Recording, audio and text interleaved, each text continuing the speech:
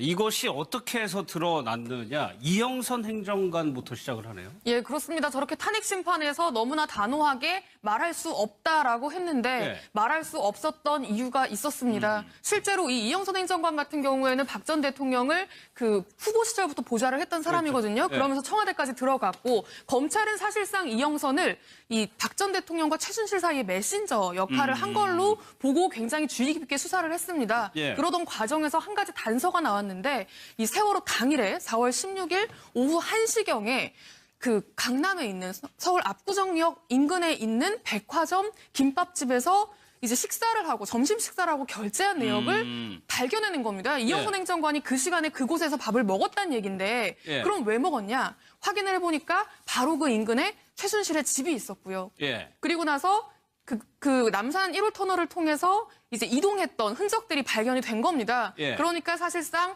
검찰이 이영선이 압구정역 백화점에 가서 김밥을 먹고 최순실을 태워서 청와대로 데리고 오고 데려다 주고 다시 또 청와대로 돌아가는 어떤 이런 동선을 예. 객관적인 기록을 통해서 확보를 한 겁니다. 예. 이런 기록을 바탕으로 해서 문고리 3인방과 이영선 본인에게 추궁을 했더니 이런 사람들이 이제 더는 부인하지 못하고 털어놓게 된 거죠. 그러니까 이게 동선이 아니, 청와대 행정관이 오후 1시에 압구정동 가가지고 김밥을 먹을 일을 설명을 없죠. 해야 되는 거니까 그렇죠. 어쩔 수 없이 털어놓게 된 그렇죠. 거예요. 왜냐하면 저 이제 신용카드 사용 내역이 나온 거예요. 예. 그러니까 결국은 이제 버티다가 자기가 신용카드 쓴 게 나왔죠. 또 남산 1호선을 통과할 때 또 돈을 낸 기록이 또 나와요. 그러니까 통과된 그 기록, 그 다음에 본인의 신용카드 사용 내역 이게 나오니까 검찰이 이걸 이제 증거를 제시하면서 당신이 왜 그 시간에 거기에 갔느냐. 예. 갈 이유가 없잖아요. 지금 말씀하신 것처럼. 그러니까 이영선 행정관 입장에서는 증거가 있는 상황에서 더 이상 버틸 수 없어서 결국 사실을 얘기한 거죠. 예. 그게 결국 최순실을 데리러 갔었고 최순실을 데리고 A급 인사라고 표현해야 되나요? 어쨌든 보안 청와대 인사? 보안 A급 보안 인사를 데리고 박근혜 전 대통령이 침실에 갔었고 거기서 회의를 했다는 거 아니겠습니까? 그러니까 결국 이영선 전 행정관은 박근혜 전 대통령의 지시를 받고 박근혜 전 대통령에게 뭔가 의견을 제시할 수 있는 유일한 사람인 최순실을 데리러 갔었고 강남에 예. 최순실을 데려와서 결국 회의를 통해서 중대본으로 가기 결정했다. 예. 이렇게 되면 박근혜 전 대통령이 혼자 스스로 결정할 수 있는 위치에 있었나 하는 생각이 들 정도입니다. 저분이 과연 대통령으로서 직무를 함에 있어서 최순실에게 얼마나 의지를 했느냐 하는 부분이 이 한 사건을 봐도 정말 그 중요한 사건, 국가적으로 큰 재난이 일어난 사건에서도 최순실의 의견을 청취하고 그 의견대로 따랐다고 하면 예. 우리가 정말 탄핵을 해서 다행이지 그런 분이 대통령으로 계속 있었다면 얼마나 우리나라가 힘들었을까 하는 생각이 들 정도입니다. 알겠습니다. 여기에 이영선 행정관뿐만이 아니고 문고리 3인방도 이 사실을 은폐하기 위해서 계속적으로 노력을 하는데 그러니까 지금 와서 보니까 최순실이 거기 갔다는 거를 막으려고 했던 것 같아요. 그렇습니다. 최순실 씨가 그날 청와대에 들어왔다는 사실을 감추기 위해서 굉장히 노력을 했고요. 끝까지 입을 이제 열지 않으려고 했습니다. 하지만 검찰이 굉장히 치밀한 조사와 수사를 통해서 증거를 수집했고 예. 그런 증거를 제시하면서 추궁을 하니까 어쩔 수 없이 털어놓은 것인데요.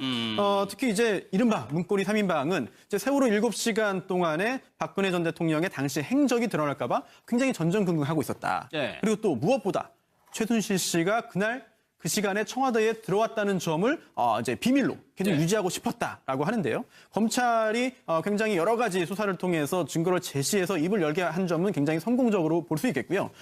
또 일각에서는 또 이 문고리 3인방이 본인들의 처벌을 모면하기 위해서 검찰이 이야기하는 대로 다 그냥 긍정해 준 거 아니냐라는 그런 의견을 보이는 분도 계십니다. 예. 하지만 객관적인 그런 물증이 나오고 있고요. 그리고 또 이렇게 실토하는 사람들도 버티다가 결국은 어쩔 수 없이 이제 사실을 인정한 것이거든요. 그렇다면 물론 검찰 수사 결과이고 아직까지 관련자들이 형사처벌을 받고 법원을 통해서 확정된 건 아닙니다만 현재로서는 박근혜 전 대통령의 당시 행적 그리고 또 최순실 씨가 그날 청와대에 들어왔고 최순실 씨에 의해서 굉장히 중요한 결정들이 있었다는 점에 대해서는 예. 사실상 사실로 판단해도 크게 틀리지는 않을 것으로 보입니다. 어제 검찰이 다 시간대별로 해가지고 발표한 이후에 또 그런 의문을 가지시는 분도 있더라고요.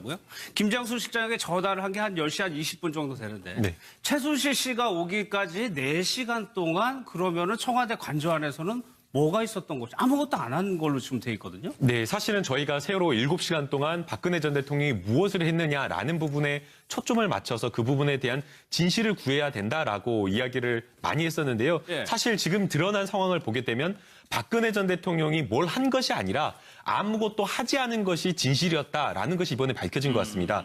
지금 굉장히 그 국가안보실장이 이 세월호와 관련해서 정말 다급하게 보고를 하려고 했지만 박근혜 전 대통령이 보고를 받지 않아서 결국에는 안봉근 전 실장이 직접 가서 불러서 박근혜 전 대통령이 나와서 이야기가 전달되었다라고 이야기를 하고 있고 예. 사실은 그렇다라고 하면 최초에 뭐 10시 22분 그때 최초 보고를 받고 이 사안의 중대성과 심각성을 알았다라고 한다면 앞서 앵커께서 방금 지적하신 대로 그 4시간 동안 최순실 씨 만나는 것 자체가 중요한 게 아니라 바로 중대본부로 뛰어가서 무엇인가 조치를 취하고 보고를 직접 받는 그런 상황이 있었어야 됐는데 그러지 않고 무려 4시간 동안 아무것도 하지 않고 있었다라고 하는 것은 결국에는 이 사건과 관련해서 대응을 전혀 못했다라는 것이고요. 예. 더더욱 중요한 것은 계속해서 상황실에서 상황 보고가 올라왔다라고 이야기를 하고 있습니다. 그런데 그 부분에 대해서도 상황 보고를 일괄적으로 그냥 나중에 출력해갖고 오후와 저녁 때 이렇게 했다라고 하는 것은 박근혜 전 대통령이 국민의 안전과 생명에 대해서 전혀 감각이 없었고 책임도 지지 않는 그런 상태였지 않았나라는 그런 생각이 듭니다. 뭐 일단은 검찰의 수사 단계고 정작 두 사람은 이 조사에 대해서 응하지 않았다는 점에서 뭐가 또 달라질지는 뭐 아직까지 모르는데 글쎄요. 이 윤 전 추행정 같은 경우 헌법재판소까지 나와가지고 이때 대해서 증언을 했었는데 검찰 수사 결과하고는 완전히 다른 얘기를 했었단 말이에요, 당시. 네, 그렇습니다. 아까 이영선 전 행정관 같은 경우에는 보안 때문에 말할 수 없다라면서 끝까지 이제 언급을 안 했는데 네. 윤 전 추 전 행정관은 구체적으로 얘기를 했습니다. 탄핵 심판 당시에 뭐라고 했냐면 이 헬스 트레이너잖아요, 원래. 네. 그래서 관저에서 박 전 대통령 가장 가까운 위치에서 일을 했던 사람인데 도대체 그 사이에 뭐 했느냐, 전 대통령 뭐 했냐고 물었더니 당일 오전 9시경에 관저 집무실. 집무실이네요. 그러니까 집무실인데 이게 위민관, 모든 청와대 직원들이 있는 그 집무실이 아니라 관저 안에 어떻게 보면은 좀 별도로 마련한 서재라고 해야 될까요? 네. 이 관저 집무실에 9시에 들어가는 걸 받고 오전 10시경에 그 상황 보고 올라오는 걸 자기가 직접 전달했다. 그리고 당일에는 화장하고 머리 손질하는 그 미용사 이외에 외부 방문자가 없었다라고. 그러니까 지금 이 내용을 보면요. 정확하게 아침에 9시에 출근했다는 점을 강하게 강조하고 싶은 거예요. 예. 그리고 이제 10시에 보고서를 전달했다는 거. 그러니까는 그 골든타임이 10시 17분인데 그거보다 훨씬 앞서서 미리 상황을 보고받고 조치를 하고 있었다라는 내용을 강조하고 싶은 겁니다. 이 윤 전 추 전 행정관은. 그런데 이렇게까지 이야기를 했는데 사실상 이게 이영선 전 행정관의 어떤 흔적들로 인해서 거짓임이 드러나니까 예. 이제 검찰에다가 이제 박 전 대통령을 보호하기 위해서 내가 거짓말을 했다라고 예. 사실상 본인의 위증 혐의에 대해서 지금 인정을 한 상태라고 합니다. 네. 네, 그러다 보니까 검찰이 조금 전 최은미 기자의 설명에 따라서 그 증언이 위증이다라고 네. 해서 불구속 기소를 했죠. 그런데 이 윤전추 전 행정관이 위증을 이번에 처음 한 게 아닙니다. 이미 한 차례 했습니다. 그게 언제냐면 국회 국정조사 특위에서 청문회 당시에 이제 증인으로 출석해서 그때도 위증을 했고요. 그것도 지금 재판을 이미 받았습니다. 그렇죠. 판결이 나왔죠. 네, 그래서 1심에서 징역 8월에 집행유예 2년이 예, 선고된 바 있거든요. 그런데 이번에 또 다른 위증 사실이 드러나고 재판을 통해서 확정된다면 이번에는 집행유예가 붙지 않는 그런 징역형이 선고될 가능성이 상당히 있지 않나 생각됩니다. 예. 어제 또 A급 보안 손님이라고 최순실 씨가 그랬다고 전해 들었는데 나머지 2명이 드러났습니다. 예, 그렇습니다. 어제 검찰이 A급 보안 손님은 3명 정도 있다. 한 명이 네. 최순실이고 나머지 2명 더 있다라고 해서 아니 가족들도 이렇게 오가지 않는 것 같은데 도대체 A급으로 분류할 만한 사람이 또 누구냐에 대해서 궁금증이 굉장히 컸거든요. 이 A급 보안 손님이라고 하면 청와대 정무는 물론이고요. 청와대 내부로 들어와서 이 관저가 있는 이 네. 관저 인수문이라고 있습니다. 이 인수문도 통과를 해서 관저 마당까지 그냥 프리패스 할 수 있는 사람들입니다. 검문 검색 전혀 없이. 아무런 제지를 안 받는 아무런 제재 없이 관저 마당까지 들어갈 수 있는 사람인데 나머지 2명의 실체가 좀 허무하게 밝혀졌는데요. 그 성형외과 원장 김영재 원장과 그 김영재 원장의 부인 박채윤 씨였습니다. 예. 저는 사실 B급 보안 손님도 있다고 하길래 이런 의료진 같은 경우는 B급이 아닐까 생각을 했었는데 예. 정말 그 비선 실세, 뭐 국정농단의 초반에 그 주역으로 꼽혔던 3사람이 정말로 A급 보안 손님으로 분류가 돼서 박 전 대통령의 최측근으로 사실상 있었다라는 게 확인이 됐고요. B급 보안 손님도 이제 공개가 됐는데요. 이 B급 같은 경우에는 이 관저 마당은 아니고 관저 앞에 있는 인수문까지 프리패스로 들어갈 수 있는 사람들입니다. 근데 이분들은 뭐 기치료사, 뭐 탄핵 심판 과정에서 많이 언급이 됐었죠. 그리고 왕십리 모 병원의 원장, 뭐 이런 사람들이 이제 B급 보안 손님으로 분류돼 있었다고 하는데 이게 청와대 경호실에서는 이렇게 A급, B급 보안 손님을 분류를 해서 그렇게 검색 절차 없이 들어가는 것 자체가 불법이고 전례도 없었다라고 이렇게 이야기하고 있습니다. 그러면 최고선 글쎄 이만큼 자주 왕래를 하니까는 그 절차를 생략을 그렇죠. 일단 첫 번째는 그런 것 같아요. 지금 말씀하신 것처럼 왕래가 잦았다고 볼 수 있고 두 번째는 밖에 알리고 싶지 않았겠죠. 저게 만약 다 기록을 해보세요. 점검하고 기록하고 누가 몇 시에 들어왔고 최순실이 예를 들면 보안팀에서 몇 시에 들어왔고 몇 시에 나오고 이거 다 기록하면 나중에 다 증거가 되지 않겠습니까? 왜 이 사람이 이렇게 자주 옵니까? 이렇게 얘기가 나오겠죠. 또 뭐 성형외과 원장이 이러고 리프팅 수술하고 이런 사람이 왜 자꾸 청와대에 오지? 이런 증거가 남기 때문에 제가 볼 때 A급이나 B급의 이런 부분이 증거를 남기기 위한 하나의 방법일 수도 있다고 생각해요. 보안팀을 그냥 프리패스하면 이 사람이 몇 시에 들어왔고 몇 시에 나간지도 모르잖아요. 지금 이영선이 몰래 나가가지고 차에 태워가지고 들락날락하면 그 안에 누가 탔는지 무슨 목적으로 왔는지가 전혀 증거가 안 남는 건데 문제는 뭐냐면 본인들은 감추기에서 저렇게 하자면 저게 얼마나 위험한 일입니까? 우리나라 최고의 VIP가 있는 곳에 보안 검색도 안 받고 저렇게 들어가는 사람이 저렇게 많고 저것도 제가 볼 때는 정말 국가의 안보나 국가의 국정을 위해서 필요한 사람들도 아니잖아요, 지금.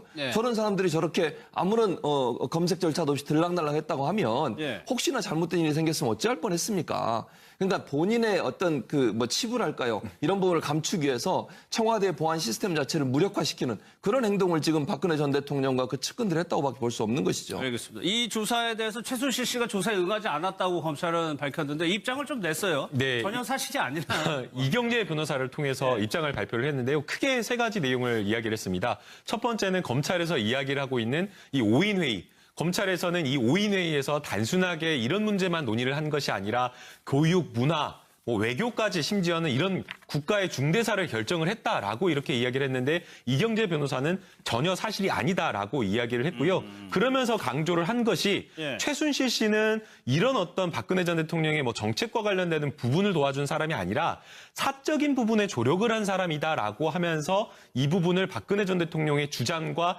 궤를 같이 하는 부분을 지금 언급을 했고요. 그러면서 이경재 변호사가 마지막에 강조를 한 부분이 결국 이렇게 검찰에서 이런 수사 보고를 낸 것은 지금 현재 1심 재판과 박근혜 전 대통령 1심 재판 선고를 기다리고 있고 최순실 씨 같은 경우 항소심 재판 진행 중에 있는데 이와 관련해서 재판부에 안 좋은 영향을 미치려는 것이다라고 지금 이렇게 이야기를 하고 있는데 만약 이경재 변호사가 최순실 씨를 정말 옹호하고 진실로서 국민들을 설득하고자 한다면 이 세부적인 내용에 대해서 구체적인 어떤 해명이 나와야 되는데 그렇지 않고 근거 없이 일방적인 주장만을 해놓고 있기 때문에 설득력이 없는 주장으로 좀 봐야 될 것 같습니다. 알겠습니다. 어제 이 검찰 발표에 대해서 자유한국당 논평이 논란이 됐었나요? 좀 수정하는 일도 있었어요? 예, 그렇습니다. 뭐 수정해서 이게 될 일이 아니고요. 그 자유한국당 홍지만 대변인이라고 대구 지역의 19대 국회의원 출신입니다. 이제 원내대변인인데 이렇게 논평을 냈는데 보시면 지금까지 박 전 대통령의 세월호 7시간의 행적을 놓고 뭐 밀회를 한다느니 종교의식에 참석했다느니 프로포폴을 맞았다느니 뭐 성형 시술을 받았다느니 뭐 온갖 설들이 있었는데 사실이 아니지 않냐. 업무를 잘못했을 뿐이다. 업무를 잘못한 걸 탓하면 되지. 왜 이상한 루머를 만들어서 이렇게 한 사람을 힘들게 했느냐. 그때 그런 의혹들을 제기했던 사람들, 그런 사람들은 뭐 부역자, 세월호 부역자다라는 표현까지 쓰면서 당시에 촛불 들고 뭐 시민, 그 서울광장에 나갔던 사람들은 다 사과해야 된다. 라는 식으로 논평을 낸 건데요. 사실 상식적인 내용은 아니죠. 지금 어찌 무슨 이 각종 의혹이 일었던 것 자체가 당일에 박 전 대통령이 어떤 걸 했는지 전혀 종잡을 수가 없는 상태였기 때문이고 설마 아무것도 안 했을까? 설마 출근도 안 했을까? 설마 전화도 안 받았을까?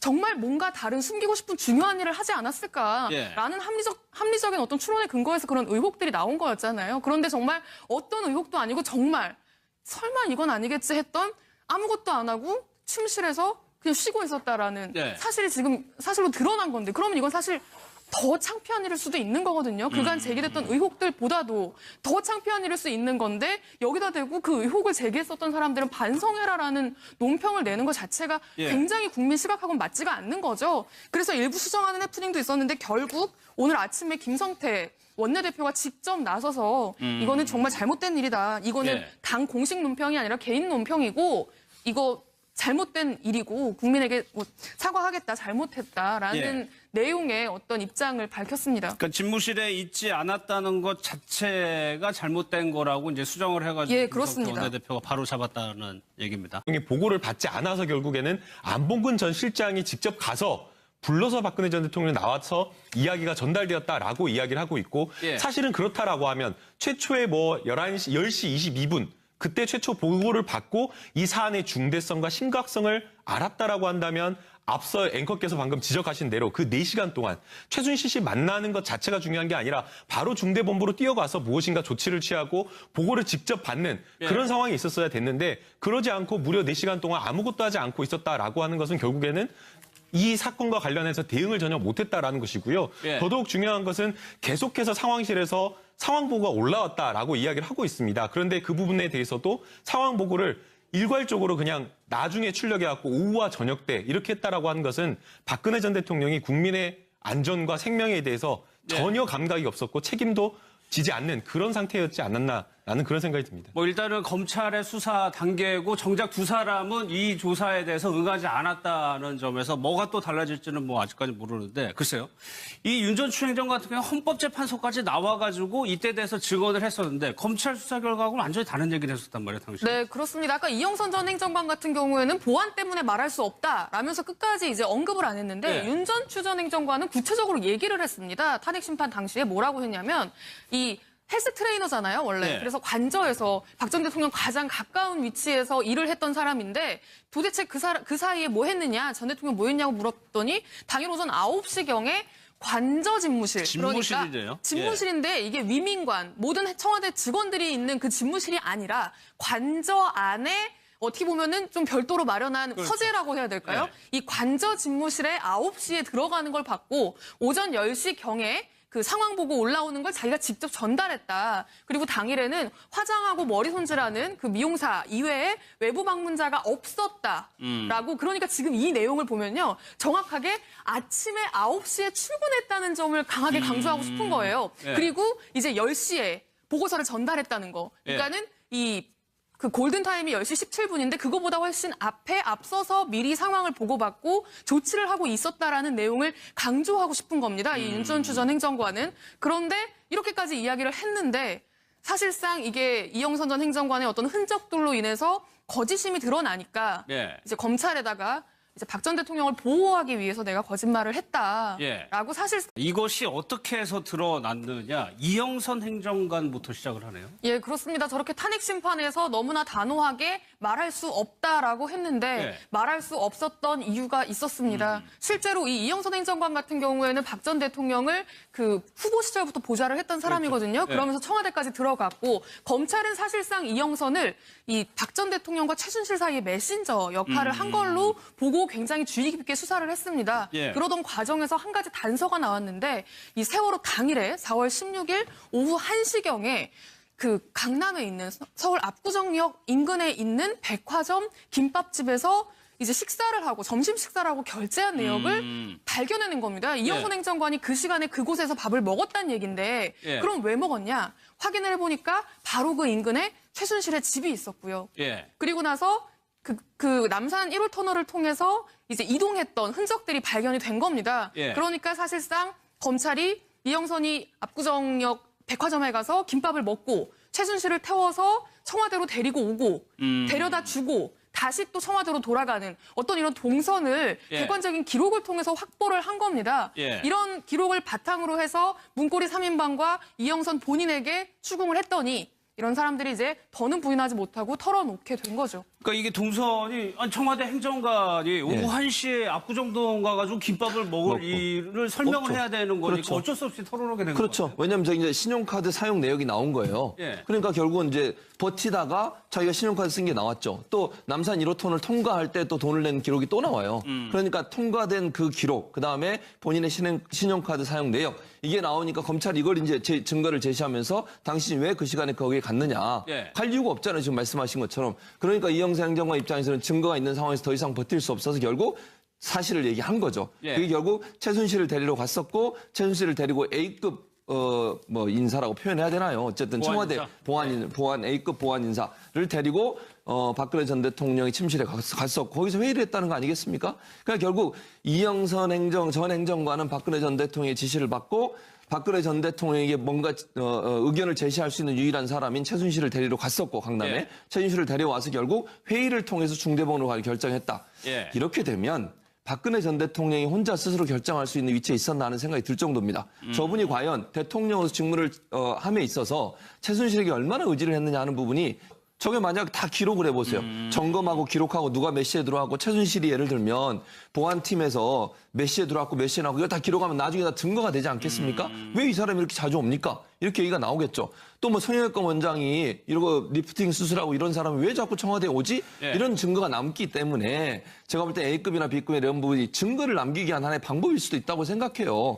보안팀을 그냥 프리패스하면 이 사람이 몇 시에 들어왔고 몇 시에 나간지도 모르잖아요. 지금 예. 이영선이 몰래 나가가지고 차에 태워가지고 들락날락하면 그 안에 누가 탔는지 무슨 목적으로 왔는지가 전혀 증거가 안 남는 건데 문제는 뭐냐면 본인들은 감추기에서 저렇게 하자면 저게 얼마나 위험한 일입니까?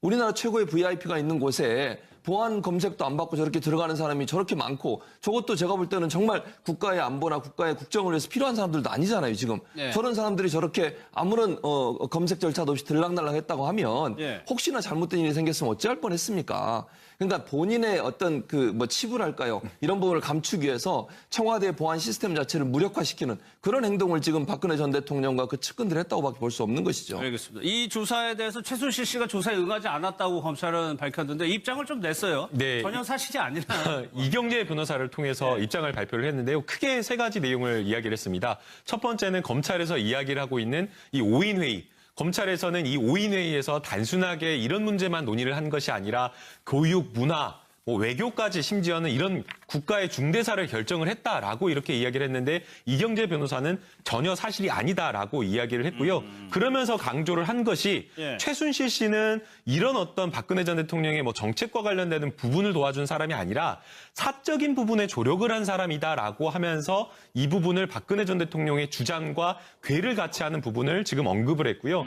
그러면서 이경재 변호사가 마지막에 강조를 한 부분이 결국 이렇게 검찰에서 이런 수사 보고를 낸 것은 지금 현재 1심 재판과 박근혜 전 대통령 1심 재판 선고를 기다리고 있고 예. 최순실 씨 같은 경우 항소심 재판 진행 중에 있는데 이와 관련해서 재판부에 안 좋은 영향을 미치려는 것이다라고 지금 이렇게 이야기를 하고 있는데 예. 만약 이경재 변호사가 최순실 씨를 정말 옹호하고 진실로서 국민들을 설득하고자 한다면 이 세부적인 내용에 대해서 구체적인 어떤 해명이 나와야 되는데 그렇지 않고 근거 없이 일방적인 주장만을 해놓고 있기 때문에 설득력이 없는 주장으로 좀 봐야 될 것 같습니다. 알겠습니다. 어제 이 검찰 발표에 대해서 자유한국당 논평이 논란이 됐었나요? 좀 수정하는 일도 있었어요? 예, 그렇습니다. 수정해서 이게 될 일이 아니고요. 땅 본인의 위증 혐의에 대해서 지금 인정을 한 상태라고 합니다. 네. 네, 그러다 보니까 검찰이 조금 전 최은미 기자의 설명에 따라서 증언이 위증이다라고 네. 해서 불구속 기소를 했죠. 그런데 이 윤전추 전 행정관이 위증을 이번에 처음 한 게 아닙니다. 이미 한 차례 했습니다. 그게 언제냐면 국회 국정조사 특위에서 청문회 당시에 이제 증인으로 출석해서 그때도 위증을 했고요. 그것도 지금 재판을 이미 받았습니다. 그렇죠. 판결이 나왔죠. 네, 그래서 1심에서 징역 8월에 집행유예 2년이 예. 선고된 바 있거든요. 그런데 이번에 또 다른 위증 사실이 드러나고 재판을 통해서 확정된다면 이번에는 집행유예가 붙지 않는 그런 징역형이 선고될 가능성이 상당히 있지 않나 생각됩니다. 예. 어제 또 A급 보안 손님이라고 최순실 씨가 그랬다고 전해 들었는데 나머지 2명이 드러났습니다. 예, 그렇습니다. 어제 검찰이 A급 보안 손님은 3명 정도 있다. 한 명이 예. 최순실이고 나머지 2명. 더 있다라고 해서 아니 가족들도 이렇게 오가지 않는 것 같은데 도대체 A급으로 분류할 만한 사람이 또 누구냐에 대해서 궁금증이 굉장히 컸거든요. 이 A급 보안 손님이라고 하면 청와대 정무는 물론이고요. 청와대 내부로 들어와서 이 관저가 있는 이 네. 관저 인수문이라고 있습니다. 이 인수문도 통과를 해서 관저 마당까지 그냥 프리패스 할 수 있는 사람들입니다. 검문 검색 전혀 없이. 아무런 제지를 안 받는 아무런 제재 없이 관저 마당까지 들어갈 수 있는 사람인데 나머지 2명의 실체가 좀 허무하게 밝혀졌는데요. 그 성형외과 원장 김영재 원장과 그 김영재 원장의 부인 박채윤 씨였습니다. 예. 저는 사실 B급 보안 손님도 있다고 하길래 이런 의료진 같은 경우는 B급이 아닐까 생각을 했었는데 예. 정말 그 비선 실세, 뭐 국정농단의 초반에 그 주역으로 꼽혔던 세 사람이 정말로 A급 보안 손님으로 분류가 돼서 박 전 대통령의 최측근으로 사실상 있었다라는 게 확인이 됐고요. B급 보안 손님도 이제 공개가 됐는데요. 이 B급 같은 경우에는 이 관저 마당은 아니고 관저 앞에 있는 인수문까지 프리패스로 들어갈 수 있는 사람들입니다. 근데 이분들은 뭐 기치료사, 뭐 탄핵 심판 과정에서 많이 언급이 됐었죠. 그리고 네. 왕십리 모 병원의 원장, 뭐 이런 사람들이 이제 B급 보안 손님으로 분류돼 있었다고 하는데 예. 이게 청와대 경호실에서는 이렇게 A급, B급 보안 손님을 분류를 해서 그렇게 검색 절차 없이 들어가는 것 자체가 예. 불법이고 전례도 없었다라고 이렇게 아, 이야기하고 그래요? 있습니다.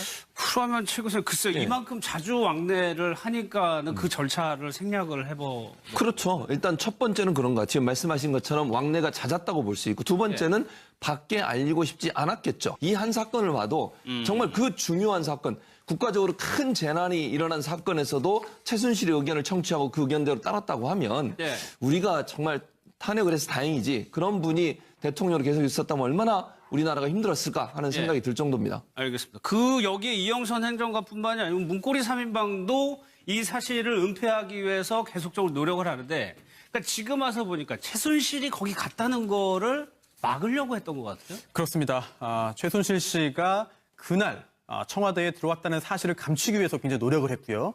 끝까지 입을 이제 열지 않으려고 했습니다. 하지만 검찰이 굉장히 치밀한 조사와 수사를 통해서 증거를 수집했고 네. 그런 증거를 제시하면서 추궁을 하니까 어쩔 수 없이 털어놓은 것인데요. 특히 이제 이른바 문고리 3인방은 이제 세월호 7시간 동안에 박근혜 전 대통령의 당시 행적이 드러날까 봐 굉장히 전전긍긍하고 있었다. 네. 그리고 또 무엇보다 최순실 씨가 그날 그 시간에 청와대에 들어왔다는 점을 이제 비밀로 계속 유지하고 싶었다라고 하는데요. 검찰이 굉장히 여러 가지 수사를 통해서 증거를 제시해서 입을 열게 한 점은 굉장히 성공적으로 볼 수 있겠고요.